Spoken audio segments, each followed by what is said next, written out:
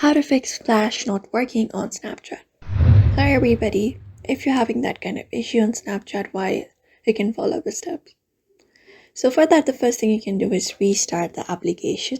So go ahead and close up Snapchat and open it a bit again on your screen. And try seeing if that Flash works or not after this. If this doesn't work, you can also restart your device for once. Try restarting your device too. You can press on the power button. And when you do, you should be given restart option on your screen. You can tap on it to restart. After that is done, you can check for app updates. So for that, you can head over to Play Store if you are on Android. After that, in Play Store, you can use the search bar in the bottom right corner and go ahead and search for Snapchat in the search bar.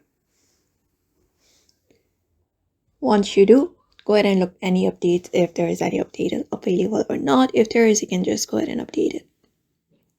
Another thing is ensuring that you have a stable Wi-Fi connection or good cellular service, because that may be also the reason why you're having that issue. Otherwise, you can troubleshoot the application by long pressing on the app and heading over to the info section at the top.